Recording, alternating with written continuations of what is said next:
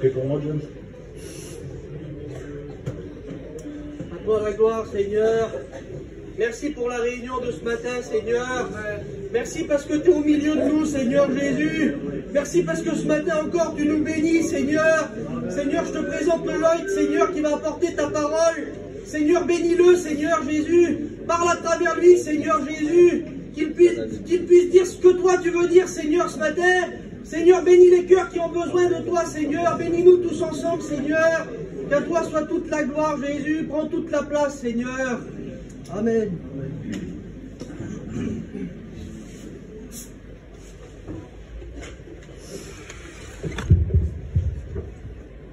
Je sais pas qui c'est qui a prié, là, qui était béni, mais ça m'a encouragé dans mon message. Puis les frères aussi, ce matin, sans se rendre compte, mais ils m'ont confirmé. Mon ancien, pour m'encourager, il me dit, je te préviens, on ne va pas du réchauffer, hein. Eh ben si. Ce matin, on aura du réchauffé. Le réchauffé de Dieu. De toute façon, je n'ai pas les moyens. Moi, je suis un homme, je suis un jeune prédicateur. Je n'ai pas 50 000 messages. Et je remercie, je rends gloire à Dieu. Puis je suis un peu jaloux en même temps des copains, moi, que chaque fois qu'on leur demande de prêcher, ils ont un nouveau message. Ben, moi, je ne fonctionne pas comme ça. Voilà, je ne sais pas le faire. Le Seigneur me donne un message et je le presse jusqu'à ce qu'il m'en donne un autre. Voilà, et puis c'est comme ça. Et puis il y a un autre frère aussi qui me dit, je te préviens, on ne va pas du réchauffer. Eh bien si, on aura du réchauffé. Et puis en plus, c'est le thème un peu du message dans la pensée, il serait bon d'être un peu réchauffé. Voilà, j'ai fait un petit constat vite fait, donc moi j'étais pas là pendant, j'étais parti au séminaire. Je ne sais pas ce qui s'est passé entre temps, mais depuis que je suis revenu avec les campings, je suis venu un peu ici à l'église, un peu au plan, un peu dans la jeunesse, un peu au Caraïbes. Puis j'ai remarqué un petit peu de froideur. Voilà, un petit peu de froideur. Alors on va dire que c'est normal, c'est l'été qui a été peut-être un peu plat, je ne sais pas.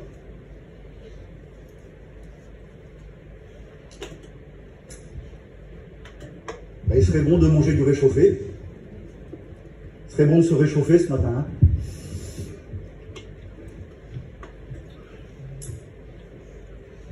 Oui, Seigneur, tu le veux. Ah, Dieu soit béni. Alléluia. Vous avez faim? Heureux ceux qui ont faim et soif de justice, car ils seront rassasiés. Alléluia. Heureux ceux qui ont faim et soif. Parce qu'il y en a qui ont faim et soif ce matin, puis il y en a qui sont rassasiés, mais pas de la bonne table. Il y en a qui sont rassasiés du monde. Enfin bref. Vous savez, Dieu parle tantôt d'une manière, tantôt d'une autre. Et l'homme n'y prend point garde. Si Jésus aurait voulu être compliqué, vous savez, dans les évangiles, au jour d'aujourd'hui encore, on ne pourrait pas déchiffrer ce qu'il aurait voulu dire. C'était la parole, il venait du ciel. Mais Jésus, lui, s'est mis à la hauteur des hommes. Quand il voulait parler de faire comprendre les choses du ciel à des hommes pêcheurs, eh bien, il leur parlait de la pêche et des poissons. Quand il voulait parler à des hommes du royaume de Dieu, des hommes, des paysans, il leur parlait de la vigne, et ainsi de suite. Jésus se mettait à la hauteur des hommes pour faire comprendre. Ben, Dieu, ce matin, va se mettre à notre hauteur pour nous faire comprendre des choses. Et quelle chose la plus compréhensible pour nous que le psaume 23 où il dit « Tu dresses une table. Tu dresses une table en face de mes adversaires. » Je crois que nous, dans le thème de la table, je crois qu'on s'y connaît. Hein. Non? Pas vrai?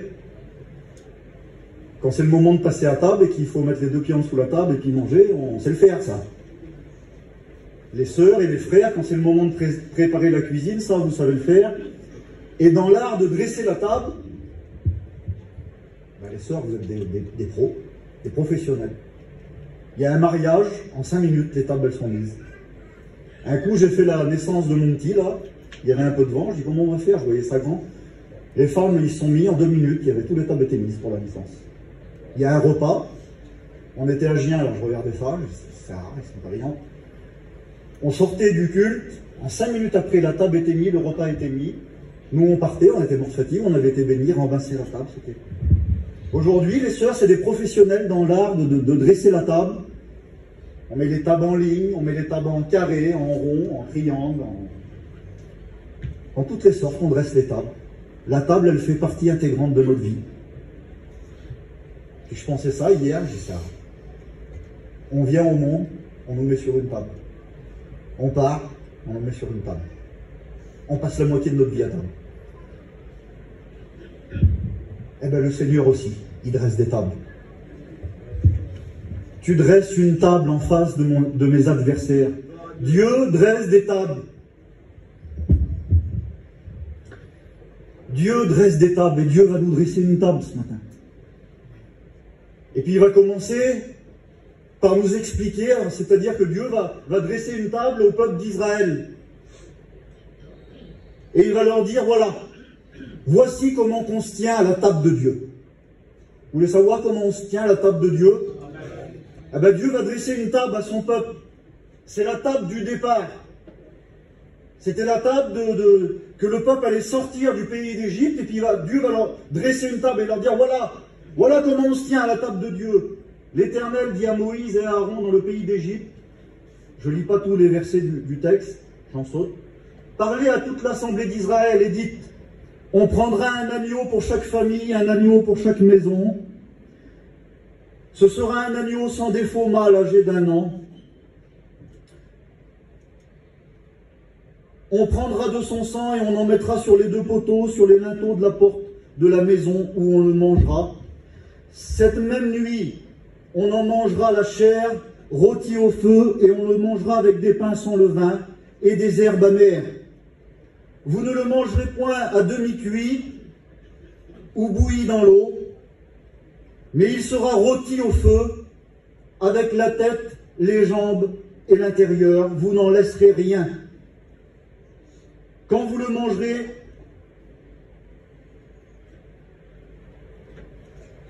vous aurez vos reins sains, vos souliers aux pieds et le bâton à la main. Vous ne le mangerez point à demi-cuit ou bouilli dans l'eau, mais il sera rôti au feu, la tête, les jambes et l'intérieur. Voilà comment on se tient à la table de Dieu. Il dit, vous ne mangerez pas l'agneau à demi-cuit. Vous ne mangerez pas l'agneau à moitié. Et l'agneau, on sait que c'est Jésus, mais on pourrait traduire ce verset par « Vous ne vivrez pas l'évangile à moitié. Vous ne vivrez pas l'évangile à demi-cuit. Vous ne vivrez pas l'évangile comme vous le voulez, l'évangile à moitié. » Et il y en a aujourd'hui qui vivent l'évangile à moitié, c'est-à-dire « Ah, c'est lui qui prêche, ah ben j'y vais. Ah, c'est lui qui prêche, ah j'y vais pas. Ah, lui, je l'aime bien, je vais le visiter. Ou lui, je l'aime pas, j'y vais pas. » L'évangile à moitié. Tiens, ce soir, je vais à la réunion. Ah, ce soir, tu sais, j'y étais l'autre jour, j'y vais pas. L'évangile à moitié. Il dit, vous ne mangerez pas l'agneau, vous ne vivrez pas l'évangile à moitié. Mais il dit, vous le vivrez tout entier. Il dit, vous ne le mangerez pas à demi-cuit ou bouilli dans l'eau. Mais il dit, vous le mangerez rôti au feu. Vous ne vivrez pas l'évangile bouilli dans l'eau, mais vous vivrez l'évangile rôti au feu. Vous ne vivrez pas l'évangile bouilli dans l'eau. C'est quoi bouilli dans l'eau? C'est à l'image d'un bout de viande que tu fais cuire, excusez-moi de l'expression, et puis que tu le jettes dans l'eau. Un pot-au-feu. Alors moi j'aime bien le pot-au-feu. Et je vous pose une question, quand tu fais cuire un pot-au-feu, est-ce que ça attire les gens à le regarder? Est-ce que c'est beau à voir cuire? Un jour, je me suis levé un matin, j'allais au culte, ma belle-mère faisait un pot-au-feu. J'ai levé la marmite, et puis j'ai refermé, je suis parti. Vous ne vivrez pas un évangile bouilli dans l'eau, un corps jeté dans l'eau, un baptisé.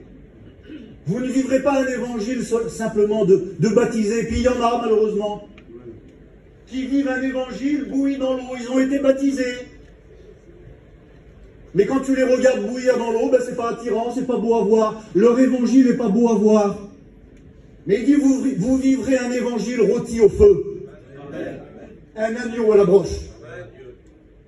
Imaginez, dans un terrain, tu fais un pot au feu, un bout de viande cuit dans l'eau, et il y en a un à côté, il fait un bel agneau rôti au feu.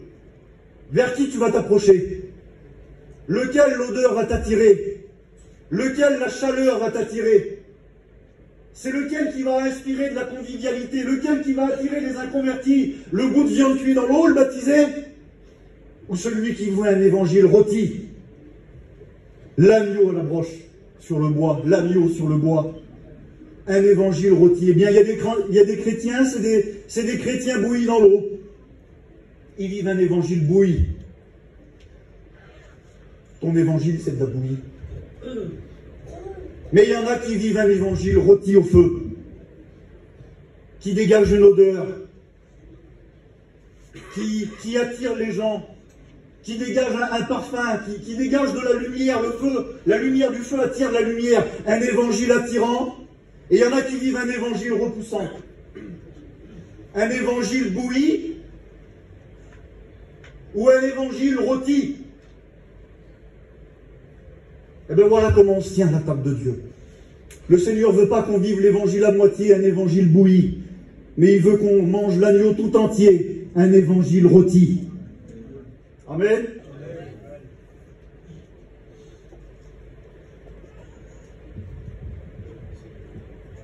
Vivre un évangile bouillant. Il y en a qui vivent un évangile bouilli. Dieu nous appelle à vivre un évangile bouillant. N'a-t-il pas dit qu'il fait des vents ses messagers et de ses serviteurs des flammes de feu? Vous savez, je vous dis quelque chose, je sors du message et je pensais hier. Vous savez, la religion, les films, les dessins animés nous montrent le diable rouge, entouré de flammes. Je sais pas, moi j'ai toujours vu ça comme ça. Et Dieu, sur un nuage blanc, habillé de blanc, la barbe blanche, un peu froid. J'aimerais vous dire que Dieu, ses yeux sont comme des flammes de feu. Il fait de ses serviteurs des flammes de feu. Et il a dit, ma parole, n'est-elle pas un feu ardent?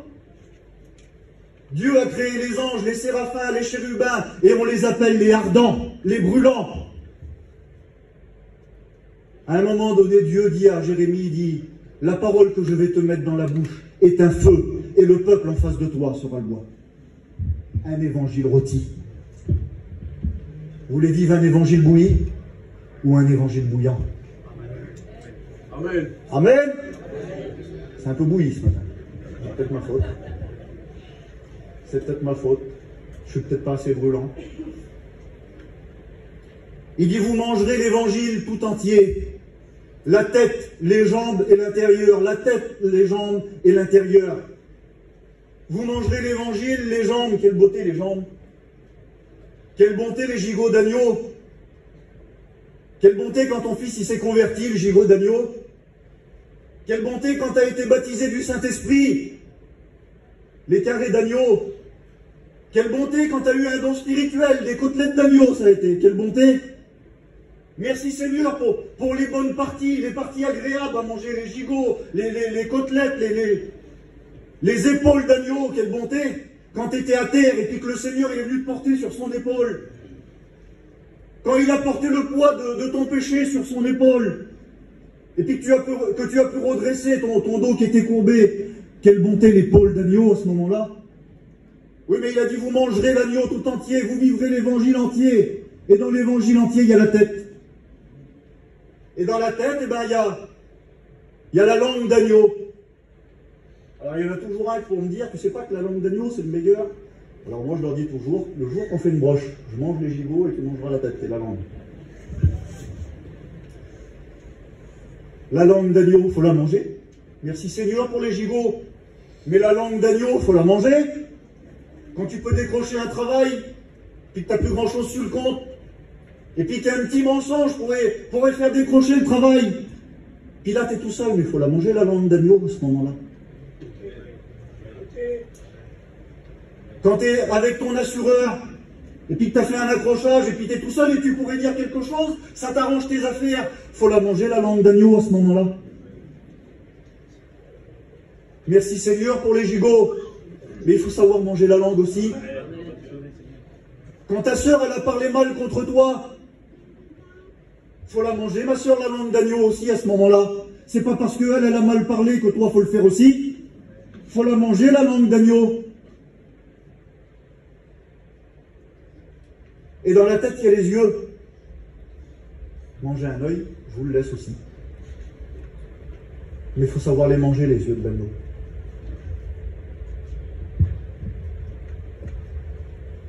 Quand tu pries pour ton mari, et que tu sors du culte, et que ton mari n'est pas rentré du bar, il faut les manger, les yeux de l'agneau.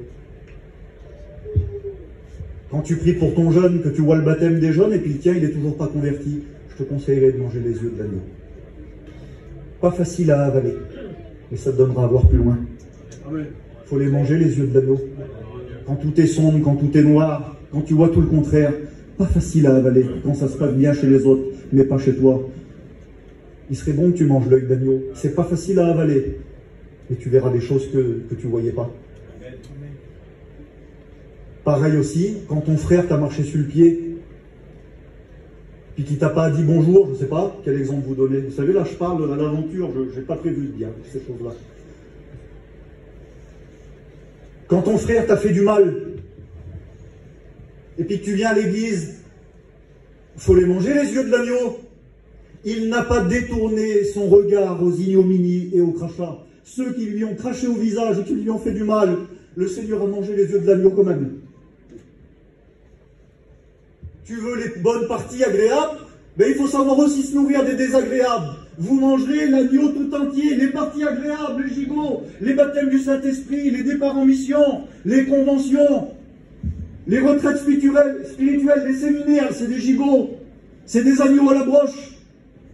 Le petit bébé que t'attendais, puis que le Seigneur t'a donné, un petit agneau de lait. C'est bon ça? Ben maintenant, il faut manger les yeux. Il serait bon de manger la langue aussi. Il faut savoir manger la tête et l'intérieur. Vous mangerez l'agneau tout entier. Voici comment on se tient à la table de Dieu. Amen. Amen. Vous mangerez les parties agréables et les parties désagréables. Comment, tu ne le savais pas? Mais on te l'a dit le jour où tu as rentré dans le baptistère, tu l'as dit toi-même. Les parties agréables, les bons jours. Et les parties désagréables, je les veux aussi, les mauvais jours. Dans les bons et les mauvais jours, on s'est baptisé. On s'est engagé à manger l'agneau tout entier. Et aujourd'hui, toi, le plateau, il passe, tu manges le gigot. Mais quand c'est le moment de manger la langue, eh ben, tu refuses. Il serait bon que tu passes à table et que tu manges l'agneau entier. Vivre un évangile brûlant. Vivre un évangile ardent.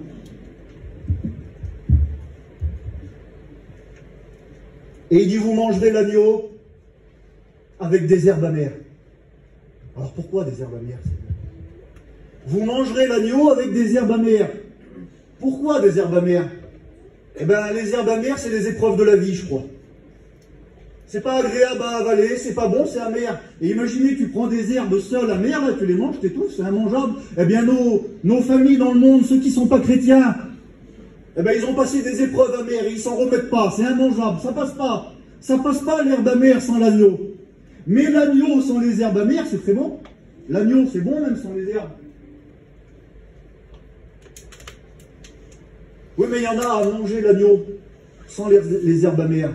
Ils se sont accoutumés. Le mardi, le jeudi, le dimanche, l'agneau, c'est toujours bon. Et puis ceux-là, on les a vus, on en a vu, pas tous. Pour qui tout s'est toujours bien passé, une vie plate, vous savez, une vie tranquille. Aujourd'hui, ils ne sont plus là ce matin. Ils ne sont pas là parce qu'ils se sont lassés du goût de l'agneau seul. Il serait bon de mettre un peu d'herbe amère des fois sur l'agneau. L'agneau à la convention, une merveille. L'agneau au baptême de tes enfants, une merveille. Et puis ça, je prends l'exemple du témoignage de mon frère, qui l'a vécu. On en a vécu une partie, puis vous l'avez vécu plein, qui ont vécu aussi cette expérience amère aussi. L'expérience qui donne un meilleur goût à l'agneau. Puis c'est mon frère qui le témoigne souvent. Il a connu l'agneau en Israël. Quelle beauté, quel goût. Il a connu l'agneau à la convention. Il a connu l'agneau dans les pays de l'Est. Il a connu l'agneau au baptême de ses enfants. Il a connu l'agneau avec des frères qu'il a connus en mission. Il a mangé l'agneau sous toutes ses angles. Mais il manquait une façon de manger l'agneau. Puis un jour, il a tombé dans le coma. Et puis là, il y a un docteur qui est venu qui a dit, il ne s'en sortira pas. La pincée d'herbe amère. L'agneau qu'il n'avait jamais mangé. Et bien là, il a connu un goût de l'agneau qu'il n'avait jamais goûté. Un goût de l'agneau différent. L'agneau à la convention, quel goût? Mais alors l'agneau à l'hôpital? L'agneau, quand on t'annonce que tout est fini, mais que le Seigneur, lui, vient mettre sa pincée d'herbe amère sur le goût d'agneau, là. L'agneau quand tout va mal. L'agneau dans l'opération. La consolation dans le deuil. L'agneau qui vient panser les plaies avec l'herbe amère. Quel goût. L'agneau quand t'as eu ta petite. Quel goût. Mais l'herbe amère quand il est venu dans l'hôpital, comme c'est. Quel goût aussi. Quel goût différent. Un goût qui te donne envie de manger l'agneau rôti. Vous ne vivrez pas l'agneau bouilli. Vous ne vivrez pas un évangile bouilli. Mais ce matin, la parole de Dieu est un feu dévorant. Ses yeux sont comme des flammes de feu. Le Seigneur voudrait que certains chrétiens bouillis, eh bien, ils viennent passer un moment sur la branche de Dieu. Un moment devant la croix. Qui viennent passer un moment devant les yeux de Dieu, qui sont une flamme. Jérémie disait, il y a une flamme en moi. Allez, où ta flamme? Est-ce qu'il y a encore la flamme? Il y a une flamme en moi. Jérémie est chrétien rôti. Un chrétien bouillant, il y a une flamme en moi. Je voudrais la contenir, mais je ne peux pas. Ça brûle trop fort. Pendant combien de temps tu vas te contenter de vivre un évangile bouilli, ma sœur? Alors que Dieu est un feu dévorant. Amen. La table du départ. Voilà comment on se tient à la table de l'agneau. Voilà comment on se tient à la table de l'évangile. On le mange entier, on mange les herbes amères, on mange la tête, l'intérieur, les yeux, la langue. On le mange entier. On s'est engagé à le faire ici au baptême. Mais on ne peut pas rester tout le temps à la table du départ. Quand on t'invite et puis qu'il y a l'entrée, ben, il y a aussi le plat de résistance. On ne peut pas rester toujours à l'entrée. Quand tu vas à l'entrée, le menu, c'est entrée, plat, dessert. Eh bien, il y a un menu ce matin pour nous. Il y a un menu tout compris. Et on ne peut pas rester à la table du départ. Tu ne peux pas rester toujours à la table du départ. Il faut que tu avances. Et puis quand on avance, eh bien, le menu d'après, ben, c'est pas toujours ce qu'on attendait.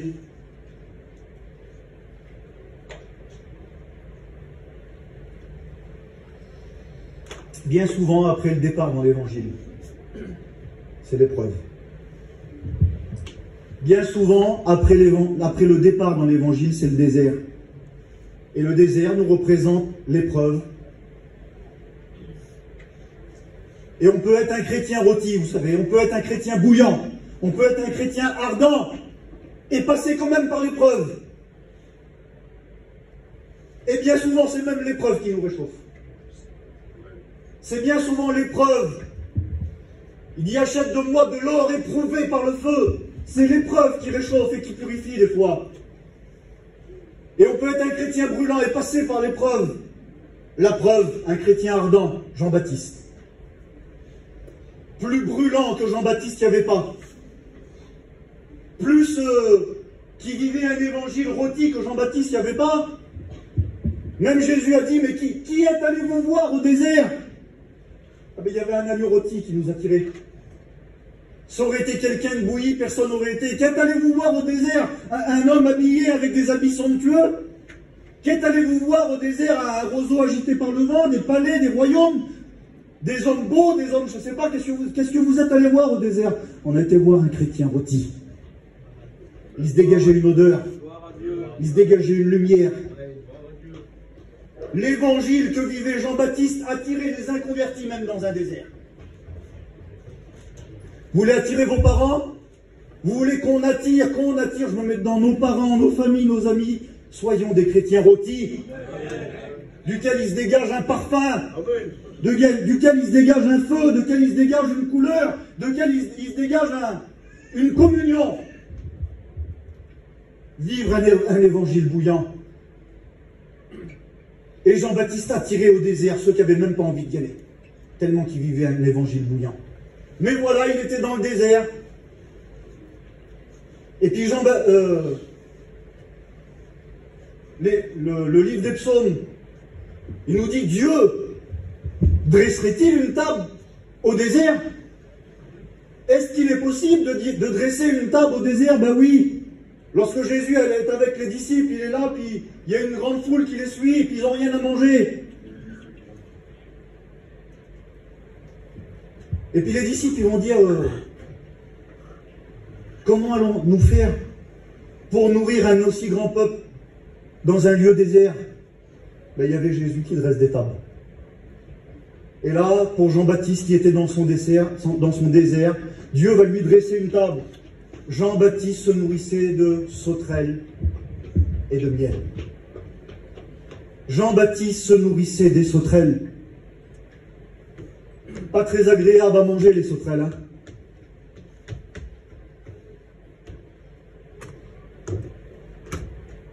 C'est bon? On descend.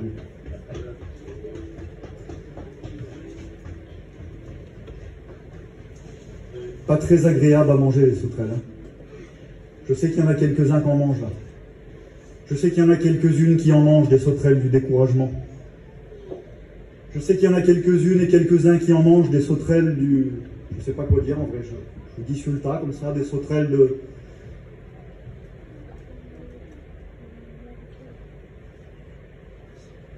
Des accusations peut-être mensongères. Hein, quelqu'un qui a parlé sur toi à tort. Peut-être qu'il y en a qui en mangent de ces sauterelles-là, difficiles à avaler. Peut-être qu'il y en a qui en mangent des sauterelles. Hein. Des sauterelles du doute. Des sauterelles des coups de la vie, je ne sais pas quoi vous dire, je vous parle au hasard, en vrai. Hein. Je sais pas la sauterelle. Il y a tellement de sauterelles, j'ai regardé hier. Tiens, je vais regarder les sauterelles, ce que ça veut dire. Et puis il y avait tellement de sauterelles que je dis ça va. Eux, ils comprendront la sauterelle qu'ils mangent. Tu le sais, la sauterelle qui est dure à avaler vers toi. Tu sais, c'est le plat. Ce que Dieu a mis, hein, c'était la table de Dieu, là. Sur la table de Dieu, Jean-Baptiste se nourrissait de sauterelles. Des sauterelles qui sont difficiles à avaler. Quand ton père, eh ben, il t'en veut, je ne sais pas. Des sauterelles difficiles à avaler, parce que toi, tu veux tenir à la table de Dieu, mais tu n'as pas toujours ce qu'il faut sur la table. Ah ben, des fois, il faut se nourrir de sauterelles.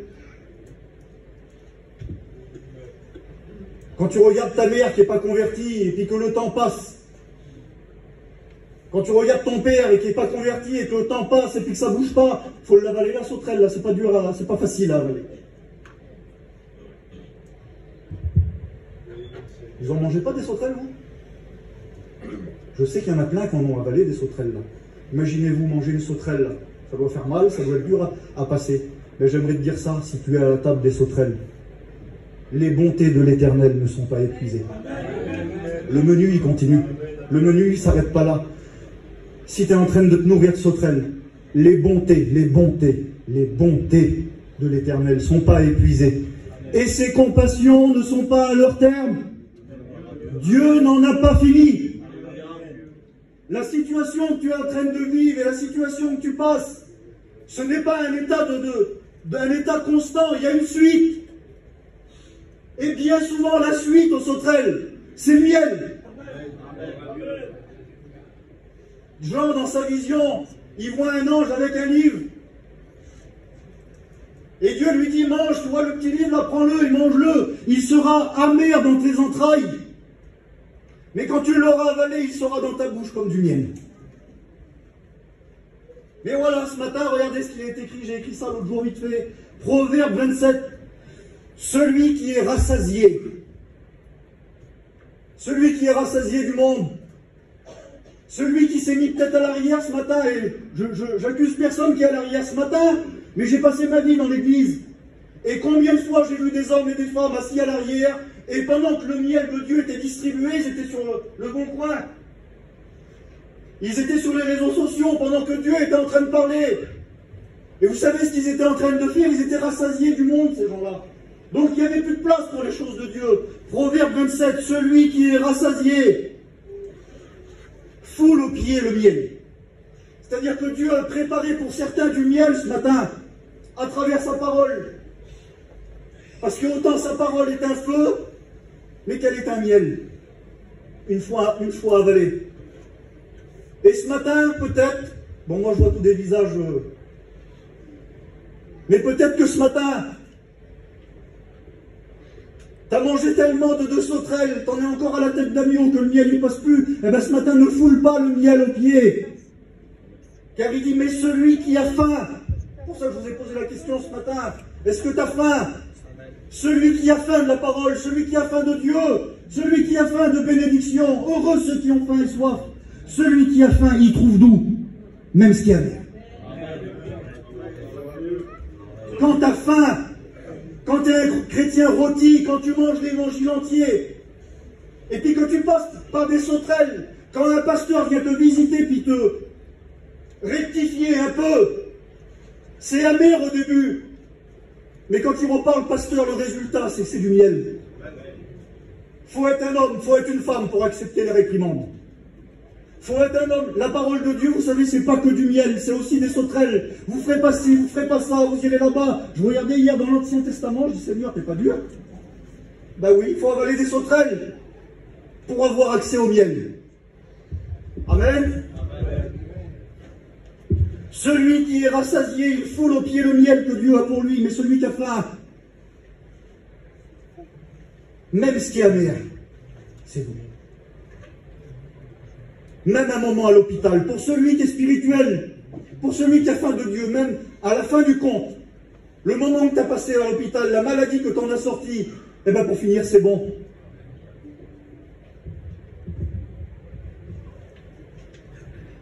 Amen. Amen.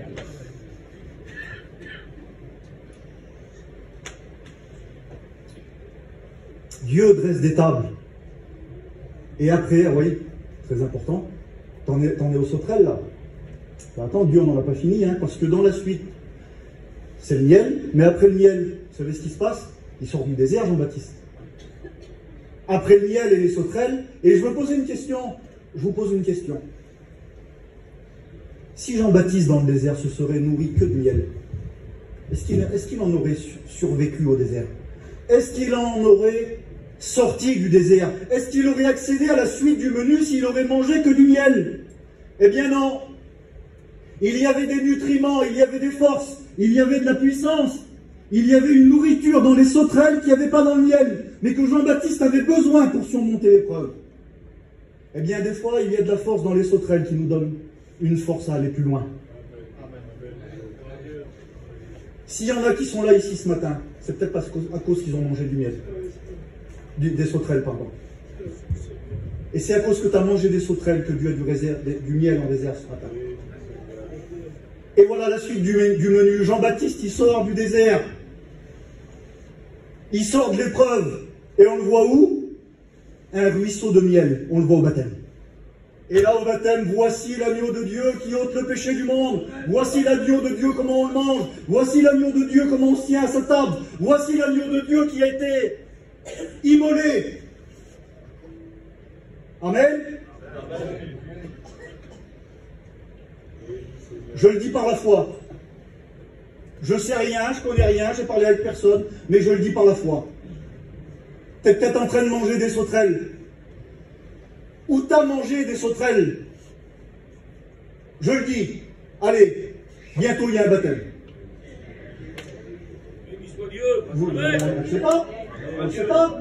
Mais je le dis par la foi. Bientôt il y a des baptêmes. Je ne sais pas qui, je ne sais pas quand, je ne sais pas comment. Mais après les sauterelles, la Bible me dit qu'après les sauterelles, c'est le ruisseau de miel de Dieu, c'est le baptême. Alléluia. Et si tu étais prêt au baptême, je le dis en vérité, je n'ai jamais dit ça. Et si tu étais prêt au baptême, mon frère, ma soeur, tu as mangé ton lot de sauterelles.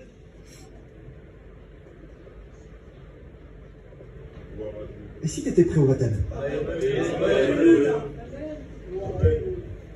Après les sauterelles, après l'épreuve, après le désert, le baptême. Il est bon le menu, hein? ça vaut le coup de le manger entier. Amen. Dieu dresse des tables, donc. Mais le diable, lui, qui est le singe de Dieu, le copieur de Dieu, ah ben lui aussi. Parce que lui, ça, il ne plaît pas un chrétien bouillant, un chrétien ardent, un chrétien qui a une flamme de feu qui attire. Ça, il ne plaît pas. Et moi, comme je vous disais, je vois un Dieu chaud. Mais je ne sais pas s'il y en a parmi vous qui ont déjà ressenti des mauvaises présences. Ça m'est arrivé quelques fois. 3 fois, 3-4 fois. Ben, vous savez ce que ça fait? Ça fait froid dans le dos. Moi, je ne vois pas un diable chaud, bouillant, avec des flammes. Je vois un Dieu avec des yeux qui sont des flammes de feu, qui sort des éclairs de son trône, que sa parole est ardente, ses pieds sont comme de l'airain poli, il fait des serviteurs des flammes de feu. Dieu est ardent. Mais le diable, lui, il est celui qui refroidit. Il est celui qui veut refroidir le chrétien ardent. Il est celui qui veut faire des chrétiens tièdes qui sera vomi. Il est celui qui veut faire des chrétiens bouillis, jetés dans l'eau. C'est bon, tes réunions brûlent pas plus. Le diable est froid et veut refroidir. Et il a des techniques. Et la Bible nous montre un jeune homme ardent. Le jeune Daniel, un chrétien rôti au feu. Un chrétien qui tient ses positions. Un chrétien qui mange l'agneau tout entier, Daniel. Je voudrais que la jeunesse se lève à leur place. Les jeunes garçons, les jeunes filles, levez-vous. Ah, il n'y en a pas que 2-3, hein. Il y en a quelques-uns, hein. Oui, on en a de la jeunesse. On peut être un jeune et être un chrétien et une chrétienne ardente. Tu peux être le jeune Daniel qui brûle dans sa prison, qui brûle pour Dieu. Tu peux être une jeune fille, tu peux être une chrétienne rôtie qui attire les inconvertis même au désert. Il n'y a pas que les Jean-Baptiste. Il n'y a pas que ton père, il n'y a pas que ton grand-père, il n'y a pas que les pasteurs. Dieu se sert d'une jeunesse ardente et Dieu réclame ce matin une jeunesse rôtie. Oui, tu peux pleurer. Dieu te réclame. Dieu te réclame pour te réchauffer, mon. Le Seigneur, il veut que tu passes à l'approche. Le Seigneur, il veut que tu passes à l'approche. Les jeunes qui sont là, j'ai remarqué, moi, à mon petit niveau, un refroidissement, mais je sais qu'entre-temps, il y a eu une réunion ardente là-bas. Je n'y étais pas. Et là, aujourd'hui, je m'adresse à des chrétiens rôtis, à des chrétiens bouillants. Des jeunesses qui sont des messagers des flammes de feu, oui. Vous êtes des messagers de Dieu, des flammes de feu. Vous êtes des lettres de Christ, non écrites avec de l'encre, mais écrites par l'esprit brûlant de Dieu, non sur des tables de chair, non sur des tables de pierre, pardon, mais sur des tables de chair, sur vos cœurs, la table de vos cœurs. Dieu veut un agneau ardent sur la table de vos cœurs, les jeunes.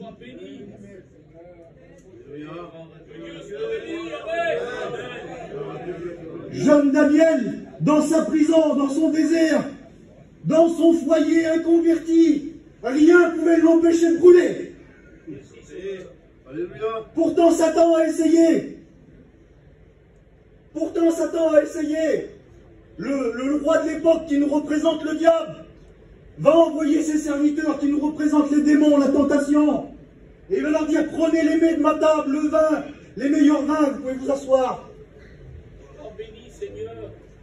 Les meilleurs vins, les meilleures viandes, les meilleurs mets du roi.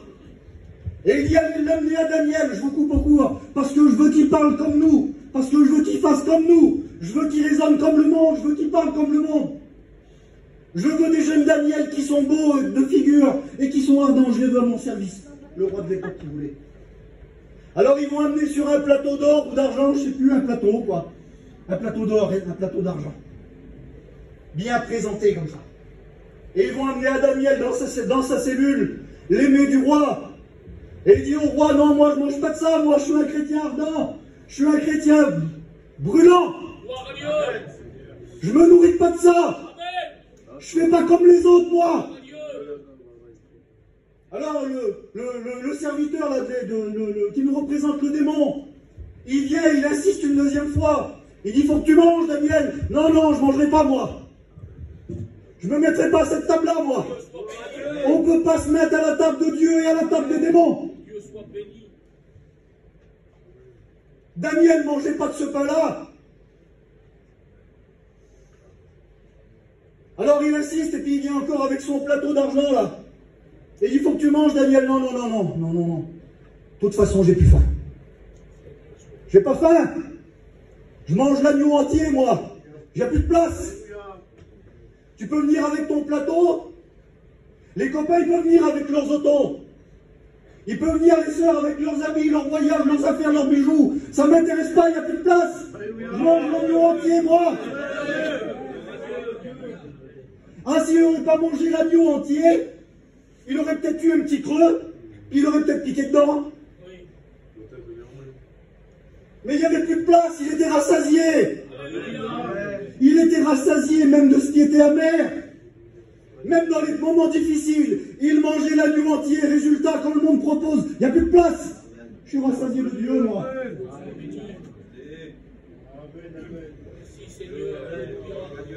Il n'y a plus de place. J'en veux pas de l'auto. Il n'y a plus de place, j'en veux plus des marques que les autres ils ont. Les alcools que les autres y boivent, les restaurants, les voyages que les autres y font. J'ai pas envie, il n'y a plus de place là. Le cœur, la table de mon cœur, elle est pleine. Elle est pleine de l'agneau. La tête, les jambes, l'intérieur, les herbes amères. Il y a tout là. Pas besoin d'aller manger là-bas.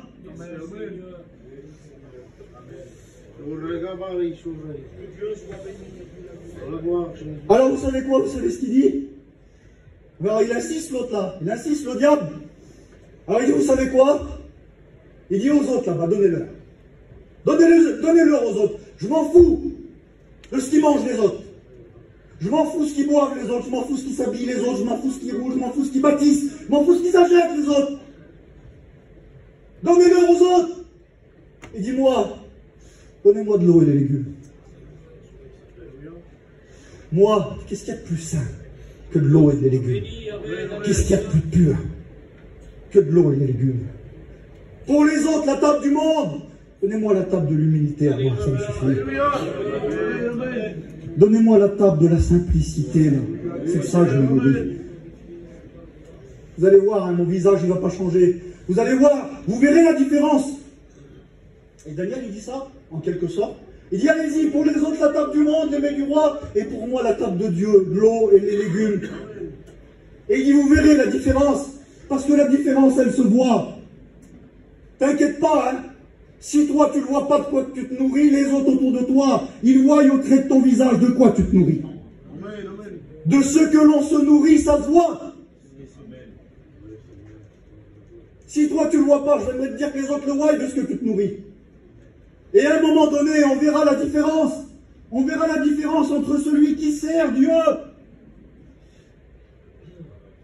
et celui qui ne le sert pas. On la verra, la différence. Et puis la différence, on va la voir.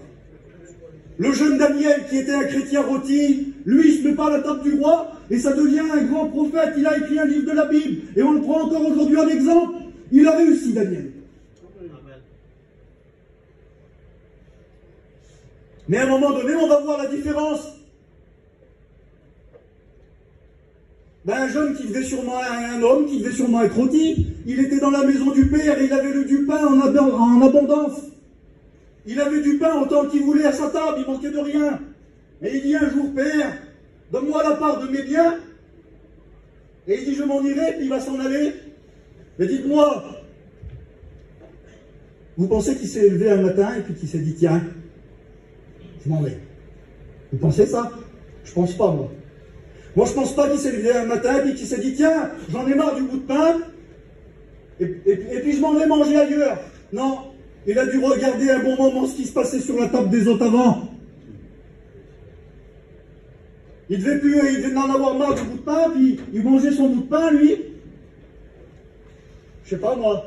L'agneau sans les herbes amères, on s'y fait, on se lasse. Mardi, jeudi, dimanche, mardi, jeudi, dimanche, mardi, jeudi, dimanche, mardi, jeudi, dimanche. 1 an, 5 ans, 10 ans, t'en as marre du bout de pain, ben je comprends. Puis à force de la routine, ben tu regardes ce qui travaillent les autres, ce qui mangent les autres, les voyages qu'ils font les autres, puis t'as envie de te mettre à table.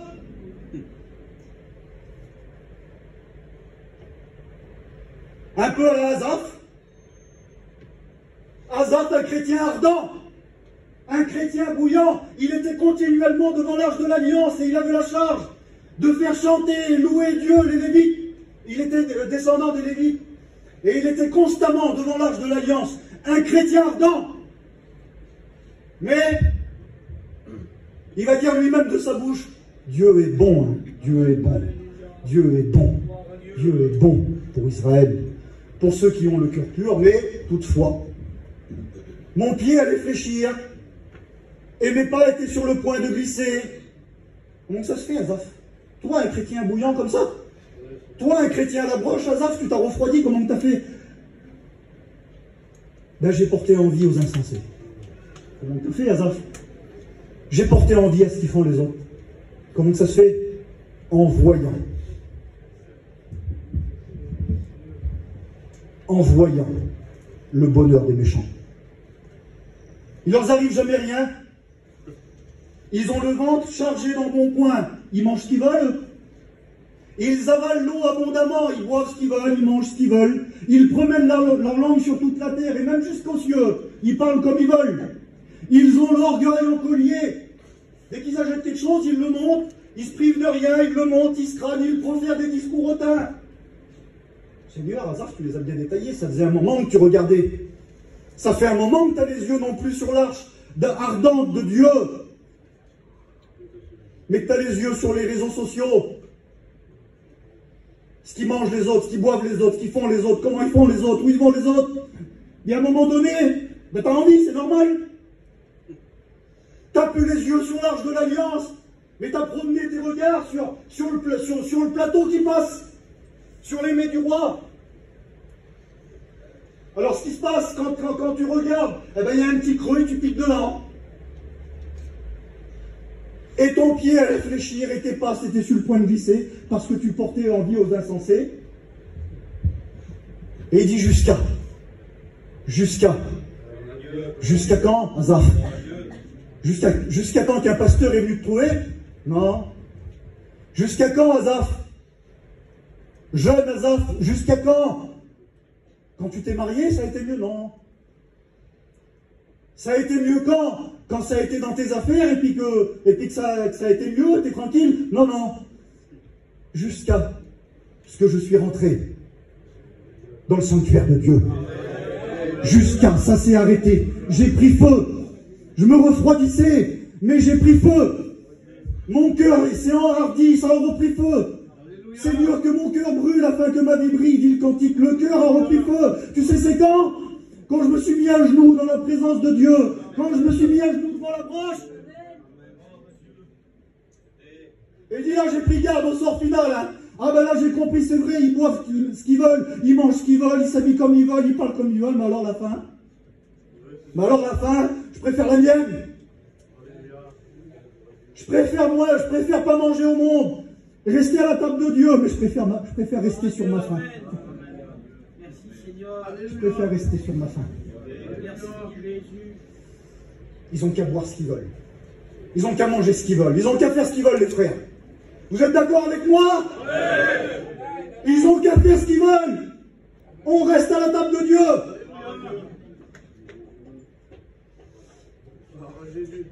Oui, mais voilà, le fils prodigue, lui. Il n'a pas eu le réflexe d'Asaph de rentrer sur la broche de Dieu. Il n'a pas eu le réflexe de se présenter devant Dieu.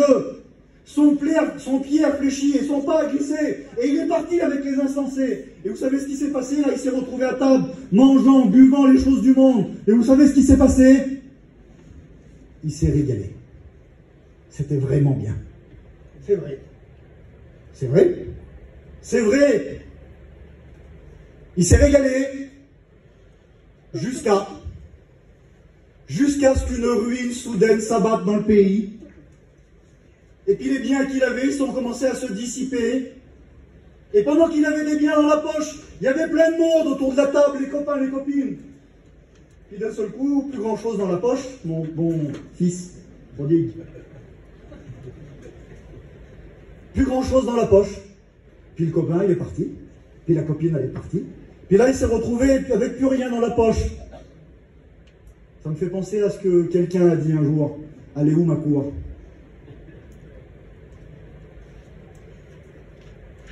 Hein? Pas vrai? Tant qu'il y en a dans la poche, il y a plein de monde autour de la table. Mais quand il n'y a plus rien dans la poche, eh ben, il n'y a plus grand monde autour de la table.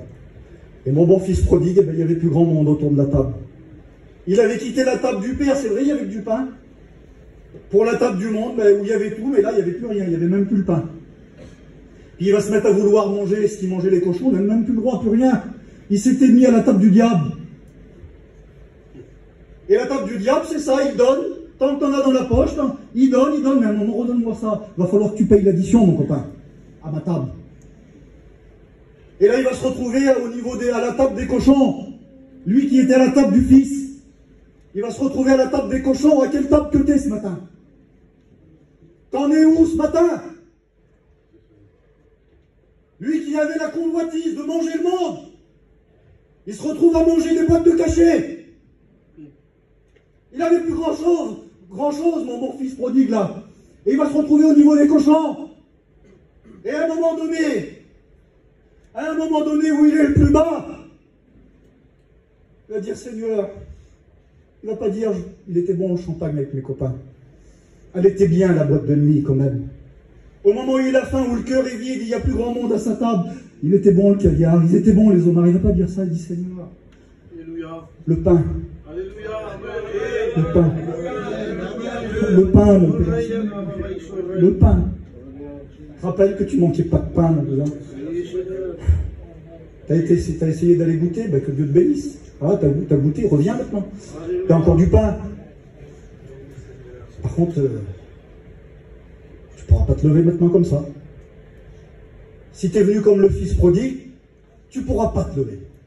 Ben non, parce que Satan, quand on se met à sa table, il est écrit qu'il ne relâche pas, allez, on va dire, ses invités à sa table. Il ne les relâche pas facilement. Il ne relâche pas sa proie facilement. Il ne relâche pas, lui. Tu t'es mis à ma table, attends, tu vas rester jusqu'à temps que tu payes l'addition. Va falloir que tu souffres, va falloir que tu payes, et va falloir que tu viennes avec moi dans le lieu de tourment là-bas. Il ne relâche pas, lui. Le fils prodigue, il dit à un moment, j'irai vers mon père et je me lèverai. Il prend une bonne décision. Comme la décision que tu as prise ce matin de venir là, c'est bien. Mais il faut un plus. À un moment, il dit, il se leva et il y alla. Mais entre je me lèverai et il y alla, il s'est passé quelque chose. La Bible dit que nous sommes le temple du Saint-Esprit.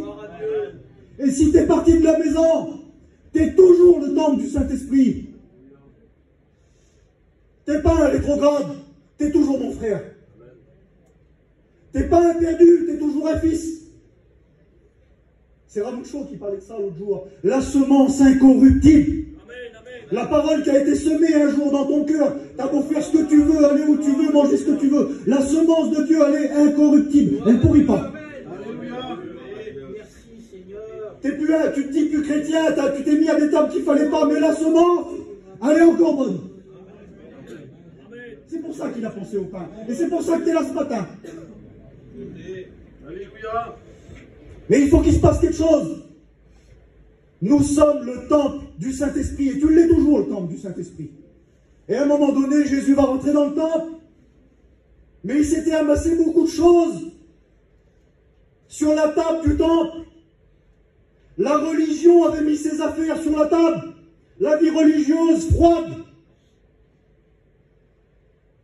La vie rotinière avait fait mettre le trafic sur la table dans le temple. Qu'est-ce qu'il y a encore sur la table de ton cœur? Des tables de jeu? Qu'est-ce qu'il y a sur la table de ton cœur? Des tables d'alcool? Qu'est-ce qu'il y a encore à la table de ton cœur? La petite table à côté du lit, là, sur laquelle il y a les cachets. Il y a quoi sur la table de ton cœur ce matin? La Bible dit que Jésus il rentre avec plein de feu. Il fait une ceinture comme ça qu'il est. Là, je vous dis, il rentre dans le temple, il n'est pas froid. C'est un feu ardent. Là, il ne prend pas de gants. Là, il rentre pas, c'est pas l'agneau de Dieu, c'est pas le miel, il rentre dedans, c'est une flamme de feu. Il dit, qu'est-ce que vous avez fait? N'est-il pas dit que ma maison sera une maison de prière? Une maison ardente, une maison brûlante, une maison à genoux. Qu'est-ce que vous avez mis sur la table? La Bible dit que Jésus rentre dans le temple et il renverse les tables. Il serait bon ce matin que Jésus rentre sur la table de ton cœur là et il renverse les tables d'alcool. Il serait bon qu'il renverse les tables de jeu. Jésus peut venir dans ta maison et renverser les tables de cachet. Et à ce moment-là, tu pourras dire, je me lèverai. Et quand il se lève, le fils prodigue, c'est ce qui s'est passé dans son cœur. L'Esprit de Dieu est venu renverser les tables. Et lorsqu'il va se lever, il va rentrer vers son père. Et il va dire, Père, je ne suis plus digne d'attraper ton fils, traite-moi comme l'un de mes mercenaires. Mais lorsqu'il va arriver, le père, il va dire, hé, mercenaires tous, regardez, hein, le frère là, regardez, les mercenaires, les serviteurs, regardez, voici mon fils. Alléluia. Celui que lui-même ne se jugeait plus digne d'être fils, quand il arrive, le père, il dit, devant tout le monde, regardez, hein, je le déclare, voici mon fils. Voici mon fils. Tu évites le veau gras. Comment ça, Seigneur? Il n'y avait pas que du pain. Ben oui, il n'y avait pas que du pain, mon fils. Tu te rassasiais du pain, tu ne demandais rien. Mardi, jeudi, dimanche, mardi, jeudi, dimanche, tu mangeais que du pain. Mais tu ne sais pas qu'il y avait des veaux gras, mon fils, je suis riche, moi. Tu avais juste à te servir, tu ne sais pas qu'il y a des veaux gras. Tu ne sais pas qu'il y a l'anneau rôti dans ma maison. Tu ne sais pas qu'il y a des ministères à ton service, là. Tu ne sais pas qu'il y a des frères, c'est des flammes de feu, ils attendent juste que tu viennes les voir. Tu ne sais pas qu'il y a des séminaires, c'est du feu. Tu ne sais pas qu'il y a des voyages en Israël, c'est du feu. Tu ne sais pas que dans ma maison, ici, malgré que ça fait 100 ans que tu viens, mardi, jeudi, dimanche, ce matin, tu ne sais pas que ce matin, c'est pas le bout de pain ce matin, c'est le mets gras et succulent. Ce matin, sur la table de ton cœur, le Seigneur est capable de poser un mets gras et succulent, un agneau entier rôti à la broche.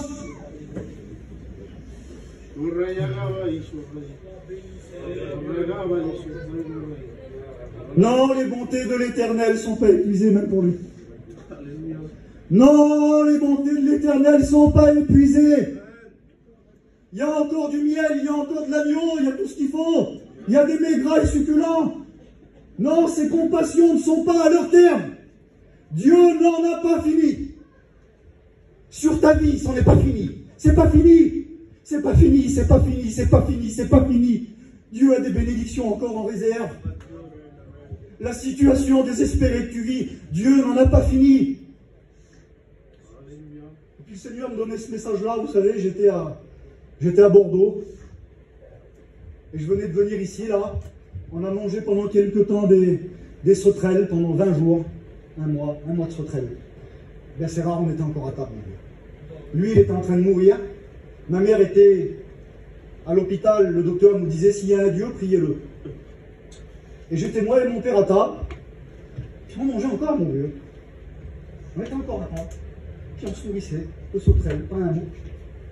Je regardais mon vieux père, que c'est un pilier. Là, je regardais, il avait plus de foi.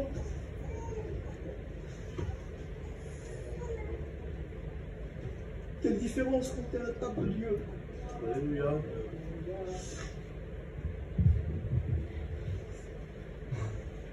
Et ces sauterelles-là sont devenues du miel aujourd'hui dans ma bouche. Alléluia. On a mangé des sauterelles pendant quelques temps, mais quand j'étais à Bordeaux, que lui, il était sorti du coma, là, j'ai dit, Seigneur, t'en as pas fini. T'en as pas fini. J'avais une force dans moi, du miel, là. Ce qui était amer était devenu du miel. Et je disais à tout le monde, c'est pas fini, hein. C'est vrai. C'est vrai, c'est pas fini.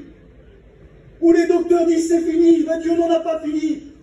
Puis j'étais chez moi, couché dans le lit comme ça, et puis j'avais une présence de Dieu. Je vous le dis franchement, c'était pas froid. C'était brûlant. J'avais les larmes qui coulaient toute la nuit dans le lit. Je dis, Seigneur, t'en as pas fini. Merci pour l'étape que tu dresses. Et puis il y avait un frère dans la journée, il m'avait dit, quand tu reviens à Nice, tu vas faire une réunion vers nous. Aux Caraïbes. Et là, un coup de froid. Un coup de froid, je dis, Seigneur, faut que je prêche que tes bontés ne sont pas épuisées. et que tu n'en as pas fini dans un terrain où ils se sont dit c'est fini. Excusez-moi les frères. Pardon si je suis maladroit. Fallait que j'aille faire une réunion et prêcher avec toute la force, toute ma conviction. Non, on n'en a pas fini. Dieu n'en a pas fini. Alors que mes frères, là, ils s'étaient retrouvés devant une table. Le genre de table que le monde nous dresse, où on met du café pour passer la nuit. Le genre de table où le monde nous dresse, où on met des couronnes de fleurs, sur lesquelles c'est écrit « J'ai combattu le bon combat, j'ai achevé la course, et désormais la couronne de vie m'est réservée. » Vous voyez le genre de table que je parle? On dresse des tables pour les naissances, on dresse des tables pour les mariages, pour les anniversaires, pour tout. Pour tout, on dresse une table. Et bien là aussi encore. Là aussi encore, il faut encore mettre des tables. Et puis j'étais vers moi dans le lit, puis quelques coups de froid, je dis Seigneur, comment je vais faire? Et moi j'avais mon message, il s'arrêtait là. Il s'arrêtait là le message. Et là le Seigneur m'a, comme un coup de flamme sur moi. Il me dit, tu leur diras, pour tous ceux qui se sont mis à la table du départ, qui sont restés forts, qui ont résisté au plat de résistance dans le désert, ceux qui se sont mis à la table de l'épreuve, qui ont résisté à la table du diable, tu leur diras non, mes bontés ne sont pas épuisées, non, j'en ai pas fini. Car il est écrit dans Luc 15, je crois, Luc 14, 15, le serviteur qui était à table, c'est moi celui-là ce matin, leur dit, heureux, malgré les sauterelles, heureux, malgré les langues d'agneau, heureux, celui qui prendra son repas dans le royaume de Dieu. Et je voudrais vous le dire, Dieu a encore une table à dresser. Non, c'est pas fini. Le menu continue. Dieu n'en a pas fini. Il a encore une table à dresser. Et le Seigneur me disait, tu leur diras. J'ai pas fini, hein, j'ai encore une table. Hein. À tous ceux qui se sont mis à la table du départ, qui ont mangé l'agneau entier, qui sont restés des chrétiens bouillants, j'ai encore une table. Et si la table de l'agneau, c'est la table du départ, et si la table du désert, c'est la table de l'épreuve, la table des noces de l'agneau, c'est la table des grandes retrouvailles. La table des grandes retrouvailles. La table des grandes retrouvailles. Et je le dis, c'est mieux à chaque fois, mais j'ai l'impression d'être maladroit, mais je le dis quand même. Vous savez, on a l'habitude de dire, on ne fait pas du sentiment, nous, dans nos réunions. Hein? On ne fait pas du sentiment. On ne fait pas de l'émotion. Eh bien, si, ce matin. Si, ce matin, je veux faire de l'émotion, moi. Si, ce matin, je veux faire du sentiment. Parce qu'une vie chrétienne, en vrai, le véritable mot qu'on veut dire quand on dit ça, c'est on ne veut pas faire une ambiance. Mais moi, une vie chrétienne sans sentiment, c'est oui. Une vie chrétienne, une église sans émotion, pour moi, c'est bouilli, les frères, excusez-moi, vous me reprendrez après si vous n'êtes pas d'accord. Et n'est-il pas écrit, ayez les sentiments qui étaient en Christ? On a le droit d'avoir des sentiments ce matin. Tu as le droit d'éprouver des sentiments. Jésus éprouvait de la colère dans le temps. Jésus fut ému de compassion, Jésus pleura. Ayez les sentiments qui étaient en Christ. Eh bien, j'aimerais vous le dire ce matin, que Dieu a encore une table à dresser. Et cette table, c'est la grande retrouvaille des noces de l'agneau. À l'image d'un mariage, voilà, il y a des petits qui fréquentent. Puis un jour, tu le sais qu'ils fréquentent, tu le sais qu'il va y avoir un mariage, le téléphone il sonne, mais allô, t'as vu, les petits sont mariés, il y a bientôt le mariage. Ah, t'es content? T'es content de quoi? Du champagne que tu vas boire? Du gâteau que tu vas manger? Non, t'es content de ton père que tu vas voir, parce que tu étais parti avec les campings, tu vas voir ton père, tu vas voir ta mère, tu vas voir ton petit cousin, tu vas voir ton papoum, tu vas voir ton neveu, tu vas voir ta nièce. Puis là, il va y avoir un mariage avec des tables et des grandes réjouissances. On s'en fout de ce qu'il y a sur la table, ce qui compte. c'est ceux qui sont autour. Amen. Eh bien, Dieu a encore une table à dresser. Et oui, je voudrais faire du sentiment ce matin. Je voudrais te rappeler que ce moment, il existe, où il y aura des centaines et des milliers de pères qui vont retrouver leurs fils, et de fils qui vont retrouver leurs pères. Il y aura des milliers de mères qui vont retrouver leurs filles, et de filles qui vont retrouver leurs mères. Ce moment-là, il existe. Aussi vrai que l'agneau n'est pas toujours facile à manger, aussi vrai que tu manges les sauterelles ce matin, aussi vrai que la table est dressée. Ce moment-là, il existe. Ce matin, ce moment-là, il existe. La table des grandes retrouvailles de l'agneau. Imaginez-vous la joie, imaginez-vous, imaginez, je ne sais pas, j'arrive pas à le retransmettre, mais des centaines de milliers de parents qui vont retrouver leur famille en même temps. On va être là autour de la table, une table dressée sur des kilomètres. Et moi, je vais revoir ma soeur, moi. Ma soeur, elle est toujours là, vous savez. Mais c'est plus elle. Je m'avais dit, je ne pleure pas. C'est plus elle, c'est plus ma soeur qui m'engueulait, c'est plus ma soeur qui me tirait les cheveux, c'est plus ma soeur que je rigolais. C'est plus ma deuxième mère qui se occupait de moi. Et des fois, je vous le dis, à la table de mon cœur, il y a une table vide. J'ai écouté un frère prêcher l'autre jour. Il prêchait sur l'argent, le commerce, la folie que ça prend. Mais il dit, bénissez Dieu de ce que personne ne manque à votre table.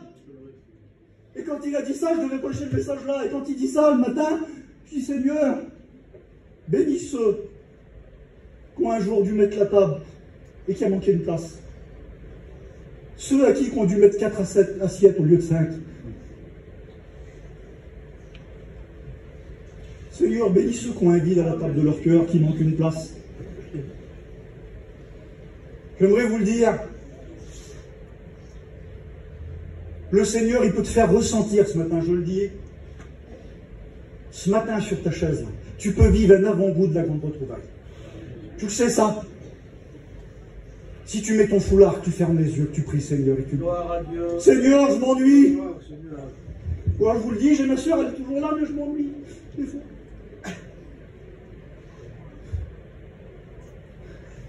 Alors je voudrais déjà y être à ce moment-là. Moi, je voudrais déjà y être à ce moment-là. Et pour vivre ce moment-là, ben, je vous le dis sincèrement, amenez-moi-en des sauterelles. Amenez-les les sauterelles. Pour pouvoir m'asseoir à cette table-là, amenez-les la tête. Je vous laisse les gigots en vrai. Je la mange la tête, je mange les yeux, je mange la langue. Pour avoir accès à cette table, s'il faut manger que de la tête jusqu'à la fin, jusqu'à temps que la cloche elle sonne, et puis qu'on écoute à table. Ben, s'il faut manger la table, s'il faut manger la tête jusqu'à la fin, ou je pourrais prendre ma soeur dans mes bras, ma soeur, si tu vois ce qu'on a vécu. Depuis qu'il est arrivé ça, si tu vois ce qui s'est passé. Ah, le petit, si tu vois ce qui s'est passé. Le paquet de sauterelles qu'on a mangé, ma soeur. Et puis après, on a eu le droit au miel. Ah là là, si tu vois, la beauté. Vous faites pas ça dans un mariage quand vous retrouvez vos familles. Il s'est passé ci, il s'est passé là. Tu fais une petite rétrospective. Eh bien ce matin, on ne peut pas y aller encore. Excusez-moi, on ne peut pas y aller. À cette table-là, on n'a pas encore accès. On ne peut pas y aller encore. Mais on a le droit de ressentir un avant-goût de ce qui va se passer. À l'image de cette femme-là, syrophénicienne, je crois, je ne sais plus c'est laquelle. Une femme quelconque, s'en fiche d'où qu'elle vient. C'est toi ce matin. Elle avait un creux à sa table. Elle avait un manque à sa table. À la table de son cœur, elle s'ennuyait. Sa fille, c'était plus la même. Elle était atteinte de quelque chose et sa fille, c'était plus la même. Elle s'ennuyait. Elle avait faim de bénédiction, cette femme-là. C'était une chrétienne rôtie. Elle avait faim. Elle avait faim et soif de bénédiction pour sa fille. Elle voulait que le manque à son cœur soit comblé. Alors elle va venir déranger Jésus. Jésus s'était mis dans une maison un peu à l'écart, et puis elle vient le déranger. Et elle dit, Seigneur, regarde ma fille, regarde ce qui arrive. Aie pitié de nous, Seigneur. Et puis le Seigneur, on dirait qu'il dit non. Non, il n'est pas bon de donner le pain des enfants aux petits chiens. Seigneur, tu refuserais la bénédiction à quelqu'un qui meurt de faim à sa table? Tu refuserais, Seigneur? Eh bien, quand on connaît le contexte de l'histoire, Jésus était en train de dire, il faut d'abord que j'aille vers les Juifs, et après je reviendrai vers les païens. En d'autres termes, je ne peux pas te donner maintenant, il faut que j'aille m'en inviter les autres. Alors on ne peut pas y aller maintenant, les frères, excusez-moi, le Seigneur peut revenir maintenant. Ça, j'en suis sûr. Mais le Seigneur a des autres personnes à inviter. C'est pour ça qu'il veut des chrétiens brûlants, pour les attirer à l'approche. Le Seigneur a des autres personnes à inviter. Il a préparé une place pour tout le monde. Pour ton mari qui n'est pas chrétien, il y a préparé une place. Alors on ne peut pas y accéder à la table encore. Il faut qu'on en invite des autres. Mais elle a mourait de faim. Elle avait faim et soif de justice. Faim et soif de consolation, faim et soif de bénédiction. Elle dit, Seigneur, le petit chien que je suis, sous la table des grandes retrouvailles, la table de la joie immense. Seigneur, le petit chien que je suis sous ta table sera saisi des miettes de pain. Et là, j'imagine Dieu du haut de sa table, à une femme qui ferait une prière ce matin, du haut de la table des grandes retrouvailles, de la joie, de la consolation, où toutes les larmes seront essuyées de nos yeux. Le Seigneur, le maître du haut de sa table, prend un bout de pain et le jeter ce matin. Qui vient combler le petit creux de bénédiction de pain encore. Seigneur, le petit chien que je suis, je ne mérite pas. Je ne suis pas digne de me mettre à la table, je suis le petit chien ce matin. Mais si tu voudrais bien, Seigneur, jeter la miette de pain dans mon cœur, qui comblerait mon appétit de bénédiction.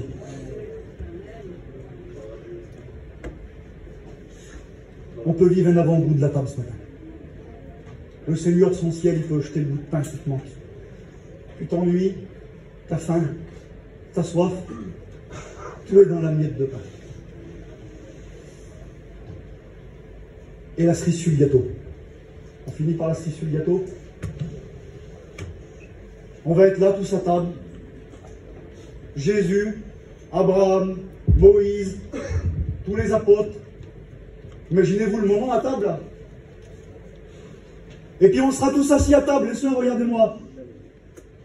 Souvent, nous les hommes, on est là, on fait un repas et on s'assied à table. Et nous on est assis, on attend, et vous les sœurs, vous venez nous servir les uns après les autres. C'est vrai, c'est comme ça? C'est comme ça que ça marche? Ben dans le ciel, ça va être différent. Incroyable. J'ai du mal à le réaliser, j'ai mis longtemps à l'accepter. Vous savez comment ça va se passer? L'agneau lui-même. Pour ceux qui auront mangé l'agneau rôti et l'agneau entier. Je ne sais pas ce qu'on y mangera à la table, mais je sais ce qu'on n'y mangera plus. Hein. Fini les langues, fini les têtes, fini les sauterelles. C'est l'agneau lui-même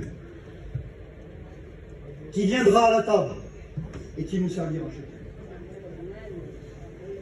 C'est bien ça, j'ai mis longtemps à... Je dis, Seigneur, c'est pas possible. Non, je ne le crois pas. C'est à moi de te servir, Seigneur. Mais le Seigneur me disait non. Alors, le verset, j'ai plus la référence.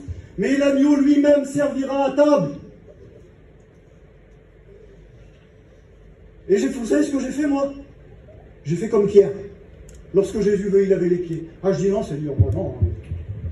Moi, tu ne viens pas me servir à table. Je suis assis. Et puis toi, tu vas venir me servir à table. Ah non, Seigneur, non. Non, c'est à moi de te servir. Puis le Seigneur, il me disait dans mon cœur, non. Pour tous ceux qui m'auront servi à la table du départ. Pour tous ceux qui m'auront servi malgré le désert.